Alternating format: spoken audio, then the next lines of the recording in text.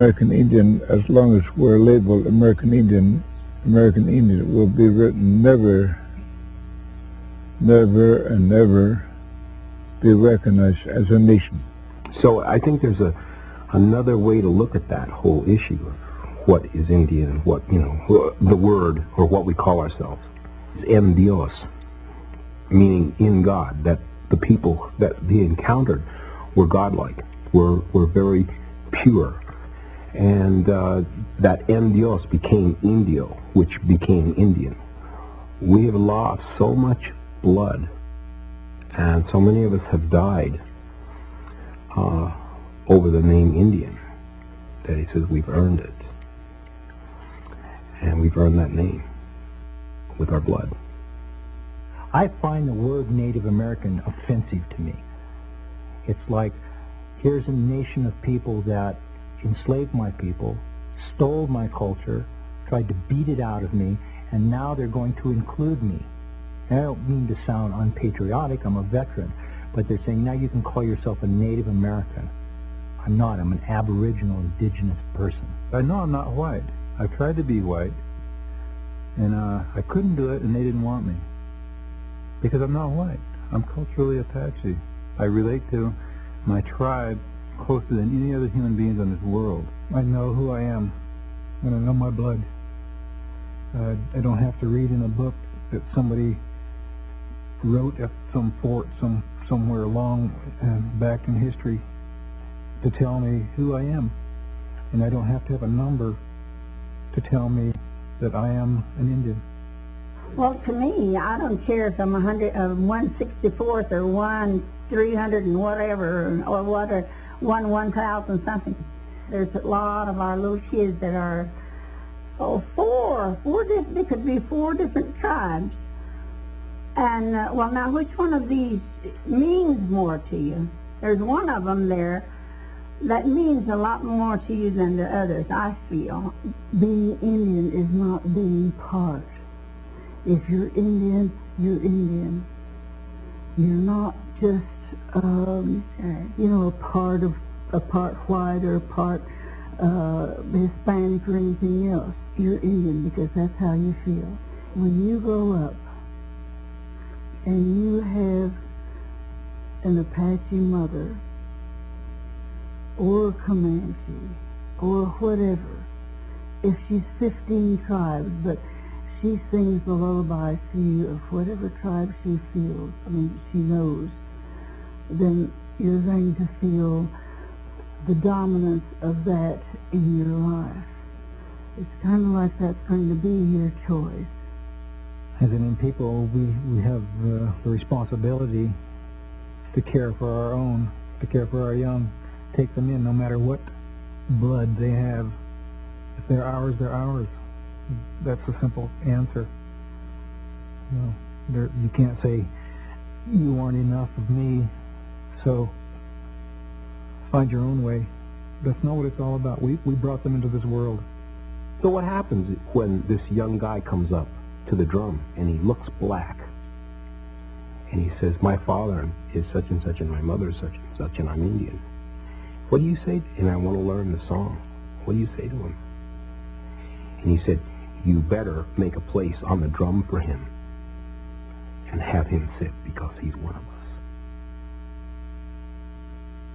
My mother was only half Apache, but that's always, I've never felt like I was anything but Apache. We've always, because my father was always singing and always teaching us about Apache, so I felt like we were Apaches, and that's all we were. And I think my mother felt that way too, because she never said anything about being white. It was always Apache. Everything she did, she made dresses and she beaded and made purses and all kinds of things, and she made those, and they were Apache. And that's what she wanted to teach us, to dance Apache, to sing Apache.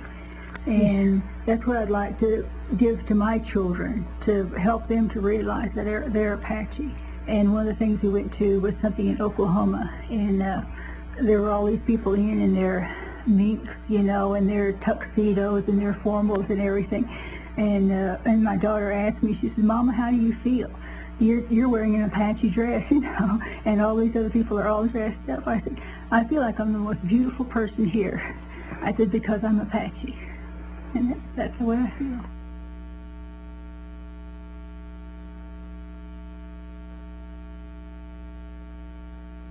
Somebody asked me one time, what is it like being a native person, and especially being a person of mixed blood? It's a constant explanation of my culture. I mean, I'm totally amazed at how much the non-Indian population knows about my existence.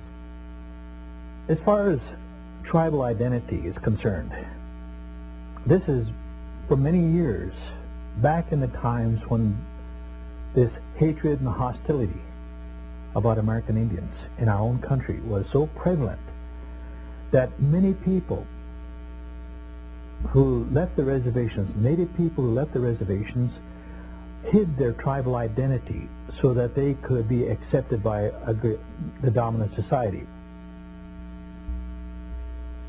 Because Indians were being relocated to the cities by the thousands to empty the reservations so that the termination policy could be effected, we suddenly had an explosion of urban Indians. The urban Indians oftentimes did not, once they had children, they would not enroll them with their own tribe. They didn't take the time or the effort, or, as one Indian said, what's it worth to be an Indian?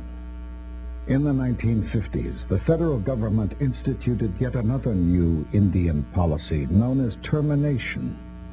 The purpose of this policy?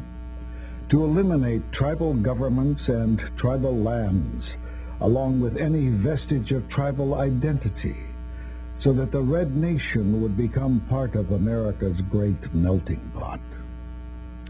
A major part of this program launched another relocation campaign which offered training, jobs, and a part of the American dream to any Indian who would leave the reservation and move to the city. What most Indians who signed up for the relocation program found is isolation, alienation, and further disintegration of their culture and identity. And so this policy became one more chapter of the American Holocaust. But relocation is not a dead policy of the distant past. It is an active policy of the present day. By order of the U.S. government, more than 12,000 Navajo people have been forced in the last 25 years to move from their traditional homelands on Big Mountain in Arizona, to be resettled one more time on land nobody wants, contaminated desert bottomlands of the Rio Puerco, downstream from the largest radiation spill in American history. The reason for relocation this time? The discovery of one of the largest coal deposits ever found in North America.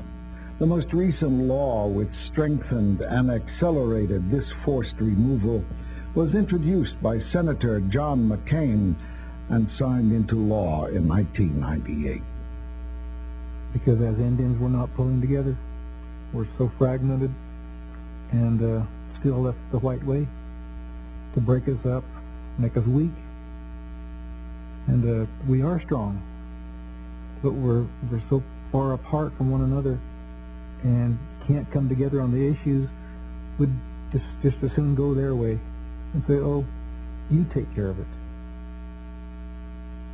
We exclude, cut out, don't let in. Where's that tradition? What's that tradition from? It's from Europe.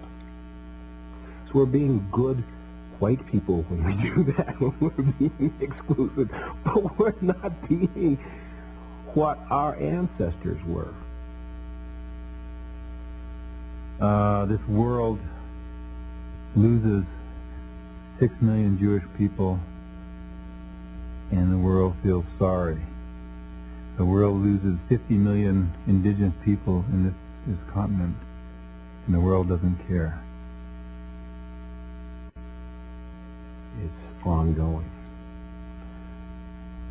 And I say that with a great deal of sadness because a lot of the times the Holocaust is perpetuated by our own.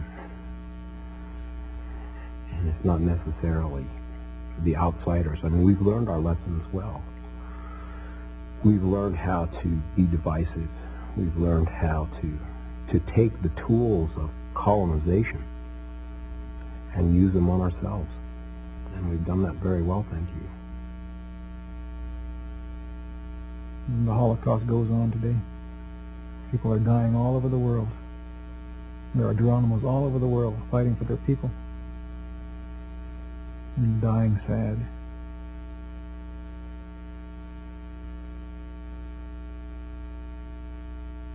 All I know is all these years of what Western civilization has tried to do to indigenous people that we still endure. I'm proud of my people, and I'm proud of who I am and what they did and what they stood for.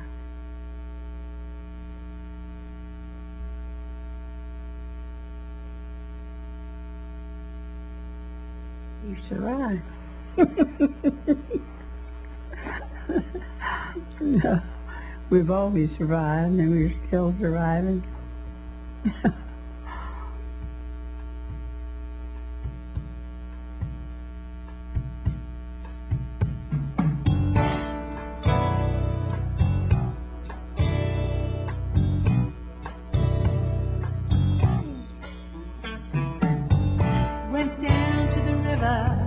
Wash my spirit up to the mountain to purify my soul.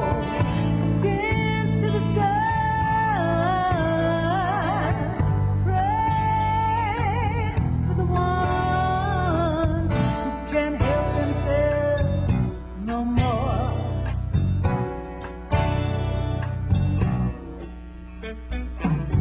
I'm guided by my vision, everything's related. Walking in beauty, our children are sacred.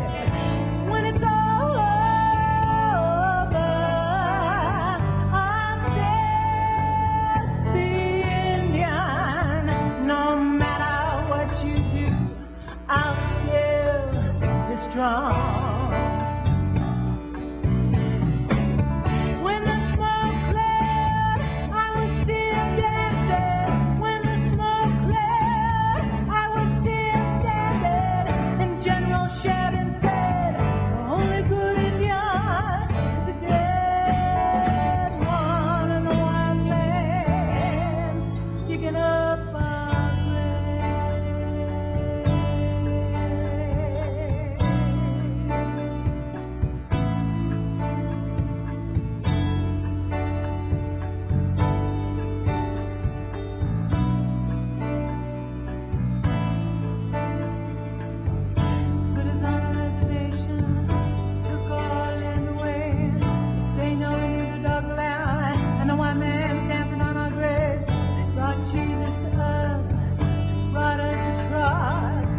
Brought us hunger and disease, this American Holocaust. Try to take my medicine, try to take my soul, try to take my song, and the white man still dancing on my